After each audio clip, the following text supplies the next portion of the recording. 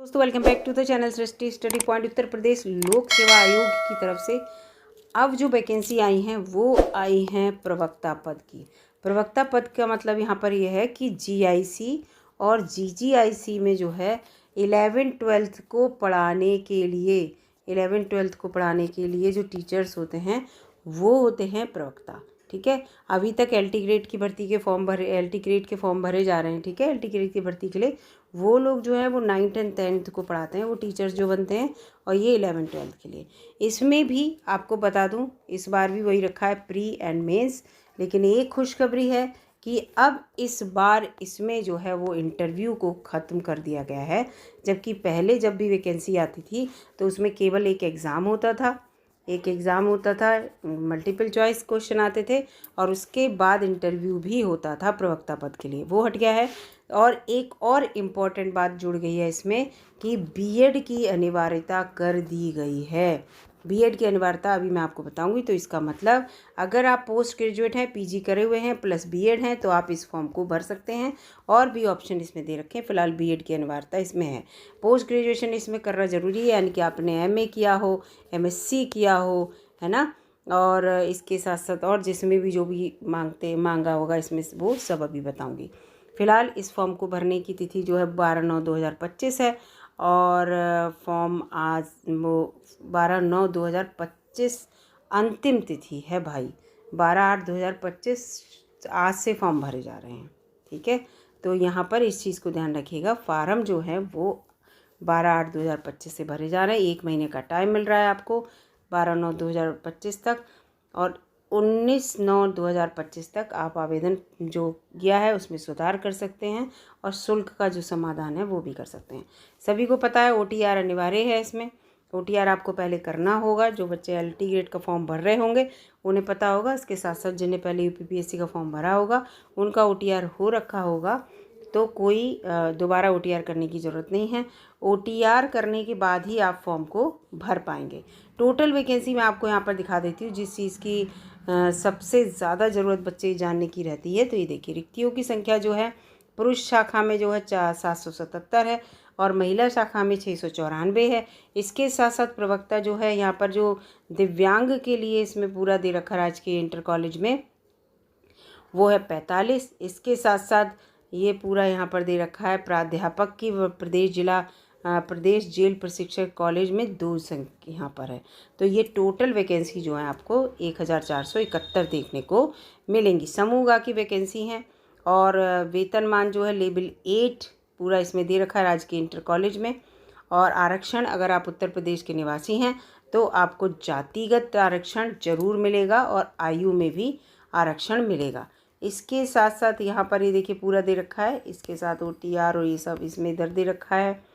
ये पूरा इन्होंने जो इम्पोर्टेंट है वो बताती चल रही हूँ मैं। और यहाँ पर ये इन्होंने अपना पूरा दे रखा है कि वैवाहिक स्थिति और सब। तो यहाँ पर मैं शैक्षिक अहर्ता आपको बता दूँ। शैक्षिक अहर्ता देखिए, अगर आप प्रवक्ता बनना चाहते हैं, समाजशास्त्र, भूगोल, अर्थशास्त्र, नागरिक शास्त्र, भौतिक विज्ञान, रसायन विज्ञान, गणित और अंग्रेजी, ठीक है, इनमें बनना चाहते हैं तो इन्हीं संबंधित विषय से आपने पीजी कर रखा हो। ठीक है, संबंधित विषय से आपने पीजी कर रखा हो, इसके साथ साथ आपने जो है बीएड भी कर रखा हो तो आप इस फॉर्म को भर सकते हैं। इतिहास के लिए यही है कि अगर आपने यहाँ पर मध्यकालीन, प्राचीन इतिहास, आधुनिक इतिहास किसी से भी पीजी कर रखा है और इसके साथ साथ बीएड कर रखा है तो आप इस फॉर्म को भर सकते हैं। जीव विज्ञान के लिए भी यही है कि जंतु या वनस्पति विज्ञान से आपने अगर पोस्ट ग्रेजुएट यानी कि एमएससी कर रखी है और इसके साथ साथ बीएड कर रखा है तो आप इस फॉर्म को भर सकते हैं। प्रवक्ता हिंदी के लिए ये है कि आपने हिंदी विषय में स्नातकोत्तर और एक विषय के रूप में संस्कृत के साथ कला में स्नातक आपने, यानी कि आपने जो ग्रेजुएशन है उसमें आप पे संस्कृत रही हो। एक विषय के यहाँ पर लिखा है हिंदी विषय स्नातकोत्तर और एक विषय के रूप में संस्कृत के साथ। ठीक है, संस्कृत आप पे रही हो एक विषय के रूप में हिंदी के साथ, ग्रेजुएशन और प्लस पीजी आपने हिंदी में करा है तो आज फॉर्म को भर सकते हैं। याद रखना ग्रेजुएशन के लिए भी यहाँ पे इम्पोर्टेंस है। और बीएड, उर्दू के लिए इन्होंने यही कहा है कि उर्दू से आपने पीजी कर रखा हो प्लस बीएड कर रखा हो। प्रवक्ता संस्कृत के लिए भी यही है कि संस्कृत से आपने एमए कर रखा हो और बीएड कर रखा हो तो आप इस फॉर्म को भर सकते हैं। अधिमानी अहर्ता ये जो है वो है ही। फिर प्रवक्ता दृष्टिबाधित के लिए भी सेम वही है दृष्टिबाधित हाँ दृष्टिबाधित एक स्पर्श दृष्टिबाधित प्रवक्ता, इसमें पूरा इन्होंने दे रखा है कि आपने संबंधित विषय में पीजी कर रखा हो। फिर दूसरा, भारत के विधि द्वारा स्थापित आपने बीएड कर रखा हो, स्पेशल बीएड की इस दृष्टिबाधित यानी कि दृष्टिबाधिता में ही दृष्टिहीनता या श्रवणहीनता में आपने विशिष्ट बीएड होता है वो कर रखा हो, बीएड एमएड की उपाधि जो आपने ले रखी है वो। और इसके साथ ब्रेल लिपि वगैरह, संकेत भाषा, हिंदी, अंग्रेजी, इन सब का आपके पास ज्ञान होना चाहिए। ठीक है, ये सब लिखा है। इसके बाद प्राध्यापक उत्तर प्रदेश जेल प्रशिक्षण विश्वविद्यालय के लिए, इसमें मनोविज्ञान प्राध्यापक के लिए आपने पीजी कर रखा हो, प्लस डिप्लोमा के साथ मनोविज्ञान में स्नातकोत्तर या तो आपने पीजी कर रखा हो। ठीक है, एक प्रश्न पत्र अपराध मनोविज्ञान का उसमें ज़रूर रहा हो, या आपने क्या है अपराध विज्ञान में डिप्लोमा के साथ, ये अपराध मनोविज्ञान है, इसमें एक प्रश्न पत्र ये अपराध विज्ञान के डिप्लोमा के साथ आपने मनोविज्ञान में स्नातकोत्तर कर रखा हो। ठीक है, और इसके साथ साथ यहाँ पर या करके और दे रखा है कि मनोविज्ञान में पीजी करने के साथ एमए स्तर पर सामाजिक मनोविकार या सामाजिक अव्यवस्था पर का एक प्रश्न हो, इस तरह से इसमें ये दे रखा है। ठीक है, तो ये दे रखे हैं यहाँ पर। और इसके बाद आयु सीमा जो है वो 21 से 40 वर्ष जैसे एलटी ग्रेड में है, लेकिन उत्तर प्रदेश के निवासी हैं तो आपको 5 वर्ष की छूट मिलेगी। किसे? जो कि कैटेगरी वाइज, जैसे कि अनुसूचित जाति, अनुसूचित जनजाति, अन्य पिछड़ा वर्ग, इन सब के लिए। इसके साथ साथ उत्तर प्रदेश के जो वर्गीकृत खेल होंगे उनके कुशल खिलाड़ी रहे हों, उत्तर प्रदेश राज्य सरकार में आप कर्मचारी हों, बेसिक शिक्षा परिषद में आप क्या शिक्षक हों या शिक्षकेतर कर्मचारी हों, माध्यमिक विद्यालयों में कर्मचारी हों, तो आपको 5 वर्ष की, यानी कि अगर आप 40 की जगह 45 वर्ष के भी हैं तो आप इस फॉर्म को भर सकते हैं। याद रखना, दिव्यांगजनों को 15 वर्ष की छूट है, लेकिन यहाँ पर भी उत्तर प्रदेश समाज के दिव्यांगजन की बात हो रही है, तो ये सब इसमें दे रखा है। प्री और मेंस होगा, तो यानी कि यहाँ पर सब लिख दिया। प्रारंभिक परीक्षा में आप अगर सफल होंगे, प्रारंभिक परीक्षा एमसीक्यू टाइप क्वेश्चन होंगे इसमें, और मुख्य परीक्षा लिखित होगी, तो लिखित परीक्षा में आपको सम्मिलित किया जाएगा, उसका फॉर्म आपका अलग से भरा जाएगा। यहाँ पर ये सब और सारे दस्तावेज जो हैं वो स्वप्रमाणित, उनका बिल्कुल सही करना होगा दावा। ऐसा नहीं कि अभी हम परसुइंग हैं, कोई कोर्स कर रहे हैं अभी, तो नहीं, सारे आपके पास सर्टिफिकेट होने चाहिए। इसके साथ साथ यहाँ पूरा ये लिख रखा है इन्होंने कि क्या क्या उसके लिए चाहिए। इसके बाद यहाँ पर है प्रारंभिक परीक्षा में जो बच्चे पास होंगे, तो कितने बच्चे मुख्य परीक्षा में जो वैकेंसी हैं उसके 15 गुना अभ्यर्थियों को बुलाया जाएगा।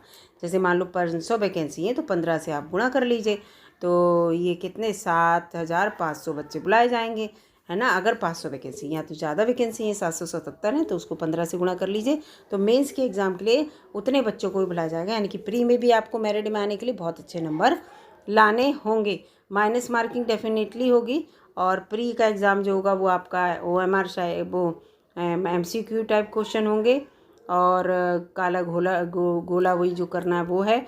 इसके साथ साथ नेगेटिव मार्किंग होगी 1/3 की प्री एग्ज़ाम में। ठीक है, ये है, यानी कि 3 गलत उत्तर होने पर एक सही आपका उत्तर काट लिया जाएगा, यानी कि 4 गलत उत्तर माने जाएंगे, ये यहाँ पर है। इसके साथ साथ हर हाल में अगर आप चाहते हैं कि आपको पास दिखाया जाए कि आप पास हों, तो अनुसूचित जाति, अनुसूचित जनजाति के जितने भी लोग हैं उन्हें कम से कम 35% अंक लाने होंगे। जो परीक्षा है जितने भी अंक की होगी उसके 35%, उसके अलावा जितनी भी श्रेणी के जो लोग हैं उन्हें 40% अंक लाने होंगे। प्री और मेंस दोनों में ही, आपको बता दूं प्रारंभिक और मुख्य परीक्षा दोनों की बात यहाँ पर हो रही है, तो ये मत सोचिएगा प्री में लाने मेंस में नहीं। इतने परसेंट लाएंगे तो आप पास माने जाएंगे। मेरिट में सेलेक्ट हो रहे हैं 15% में नहीं हो रहे हैं वो एक दूसरी बात है, लेकिन इतना यहाँ पर है। ठीक है, इसके बाद यहाँ पर ये पूरा दे रखा है सर्टिफिकेट के लिए, तो जो सर्टिफिकेट जो बच्चे बनवा रहे हों कैटेगरी का और इन सब का, उनके लिए। इसके साथ यहाँ पर एक और बात दिखाती हूँ मैं, ये देखिए कि कैसे एग्ज़ाम होगा। ये देखिए यहाँ पर पूरा दे रखा है, ये पन्ना है, और ये देखिए यहाँ पर ये दे रखा है। ठीक है, प्रवक्ता महिला और पुरुष के लिए प्रारंभिक परीक्षा के लिए तो वैकल्पिक विषय, सामान्य अध्ययन और वैकल्पिक विषय का एक ही प्रश्न पत्र होगा। वस्तुनिष्ठ और बहुविकल्पी टाइप के प्रश्न होंगे। कुल प्रश्न 120 होंगे, यहाँ पे दे रखा है, जिनमें से 80 आपका जो वैकल्पिक यानी जिससे आपने MA या MSc करा हो जिस सब्जेक्ट से, उसके क्वेश्चन होंगे, और 40 आपके GK के क्वेश्चन होंगे। ठीक है, जबकि एलटी ग्रेड में 30 हैं जीके के क्वेश्चन, और क्वेश्चन टोटल वहाँ 150 आ रहे हैं, 120 आ रहे हैं सब्जेक्टिव, यहाँ 80 सब्जेक्टिव हैं, 40 जीके के हैं, 120 कुल क्वेश्चन हैं, जो कि आपको 100 यानी कि 2 घंटा है तो 120 मिनट में ही करने हैं। और इसके साथ आपको 300 नंबर के ये क्वेश्चन हैं। माइनस मार्किंग आपको बता चुकी हूँ। तो क्या क्या आएगा 40 क्वेश्चन का जो सामान्य अध्ययन है, तो यहाँ सब समझ लीजिए, विज्ञान, इतिहास, भूगोल, अर्थव्यवस्था और कृषि, वाणिज्य, व्यापार, और उसके साथ साथ करंट अफेयर्स, और ये रीजनिंग, उत्तर प्रदेश से रिलेटेड जितने भी क्वेश्चन है वो, और 8वीं तक स्तर की गणित आएगी आपकी, याद रखना गणित 8वीं तक की आएगी, जबकि 11 12 को आपको पढ़ाना है। लेकिन जीके में क्या है, इतना ही आएगा। इसके साथ साथ इकोलॉजी के वैकल्पिक विषय वही होगा जैसा आपका मुख्य परीक्षा में जो होंगे वैसे ही आपका होगा, लेकिन उसी से MCQ क्वेश्चन बन जाएंगे। ये तो आपका वो हो गया। अब ये देखिए, यहाँ पर मुख्य परीक्षा के लिए क्या होगा, 2 प्रश्न पत्र होंगे, एक सामान्य हिंदी और निबंध का परंपरागत होगा 2 घंटे के लिए 100 नंबर का, एक वैकल्पिक विषय का जिससे आपने MA या MSc किया है उसका 3 घंटे का 300 अंक का क्या होगा ना, वो आपका ये पेपर होगा। अब इसमें देखो, सामान्य हिंदी में 50 नंबर की तो आपकी सामान्य हिंदी आएगी। हिंदी में आपको कुछ पता नहीं क्या है, इतना तत्सम, तद्भव, विदेशी, विदेशी शब्द, पर्यायवाची, विलोम, अनेकार्थी, अपठित, गद्यांश, वर्णमाला से रिलेटेड सारे क्वेश्चन, शुद्धि अशुद्धि, ये सब आएंगे। इसके बाद द्वितीय खंड में 50, क्योंकि 100 नंबर का है तो इसमें आपको क्या है कि एक खंड होगा और इस खंड में से एक निबंध आपको लिखना होगा, जिसको आपको 1000 शब्दों तक लिख सकते हैं। तो 1000 शब्दों तक ये पूरा, इसमें से आपको एक शब्द, एक निबंध का टॉपिक दे रखा होगा, उसमें से आपको एक निबंध लिखना होगा 50 नंबर का। वैकल्पिक में देखो पूरा दे रखा, वैकल्पिक में ये देखिए यहाँ पर प्रश्न पत्र की रचना उसके अनुसार होगी। 20 प्रश्न आपके यहाँ होंगे, सभी अनिवार्य होंगे। खंड आ में 5 प्रश्न होंगे जो कि आपके सामान्य उत्तरीय, 250 शब्द सीमा होगी, और 25 अंक का एक प्रश्न होगा। तो ठीक है, तो 25 अंक का एक प्रश्न होगा, 5 प्रश्न होंगे तो 125 ही हो गए। 5 प्रश्न लघु उत्तरीय होंगे जो 150 शब्दों में आपको लिखने होंगे, 15 का होगा, तो 15 पंजे 75 ही हो गए। इसके बाद 10 प्रश्न होंगे अति लघु, 50 सीमा होगी 10, यानी कि 10 धाम 100 हो गए। ठीक है, तो हो गए पूरे 125, 75, 125, 75 और 100, तो आपका 300 अंकों का ये हो गया। यही बात यहाँ पर बताई गई है, 300 अंकों का होगा सब्जेक्टिव आपका, यहाँ लिखा है ये। तो ये आपको यहाँ पर समझ में आ गया वैकल्पिक विषयों का पूरा। अब यहाँ पर सिलेबस दिया है, हिंदी का ये सिलेबस दे रखा है पूरा, ऐसे करके सारा सिलेबस दे रखा है। जो ये सिलेबस जैसे रसायन विज्ञान के पूरा दिया है, तो रसायन विज्ञान का यही सिलेबस प्री के लिए, सब्जेक्टिव के लिए आएगा, इसी में से MCQ बनेंगे। और जब आप प्री पास कर लेंगे तो मेंस के रिटर्न के लिए यहाँ पर जो आपके बड़े क्वेश्चन बनेंगे वो भी इसी सिलेबस में से बनेंगे। तो टोटल ये यहाँ पर है। फिलहाल मैं आपको बता दूँ, यहाँ तैयारी आपको अच्छे से करनी है।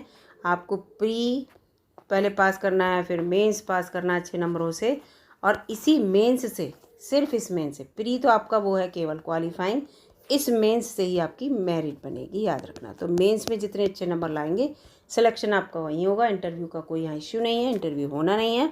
तो मेंस के लिए अच्छी से तैयारी करिए, प्री आप पास कर ही जाएंगे, सिलेबस के अकॉर्डिंग करिए, बढ़िया करके तैयारी करिए, निश्चित रूप से आप सफल होंगे। और इससे रिलेटेड जो भी क्वेश्चन होगा वो मैं आपको अगली वीडियो में बताऊँगी। फ़िलहाल अगर आपका क्वेश्चन है और कमेंट करिएगा, उस कमेंट का जवाब कोशिश करूँगी वहीं पे आंसर दे पाऊँ, अदरवाइज़ नई एक वीडियो बनाकर आपको ज़रूर बताऊँगी। वीडियो अगर अच्छी लगी दोस्तों तो लाइक कीजिएगा, चैनल पर नए हो सब्सक्राइब कर दीजिएगा। और बहुत अच्छा मौका है उन सभी बच्चों के लिए जो BEd कर रहे हैं, जिन्हें मौका नहीं मिल रहा था, और उसके साथ साथ एक अच्छे पद की ये नौकरी है। ठीक है, इंटर कॉलेज में, गवर्नमेंट इंटर कॉलेज है, तो ये अच्छी नौकरी। TGT PGT में क्या होता है, एडेड कॉलेज होते हैं, वो मैनेजमेंट होता है, उसका सैलरी तो आपको वही मिलती है जो गवर्नमेंट से मिलती है, लेकिन उसमें मैनेजमेंट होता है। इसमें मैनेजमेंट नहीं, पूरा जो कमांड होता है वो गवर्नमेंट का होता है। तो वीडियो अगर अच्छी लगी लाइक कीजिएगा, चैनल पर नए हो सब्सक्राइब कर लीजिएगा। मिलूंगी अगली वीडियो में, तब तक के लिए नमस्कार, धन्यवाद।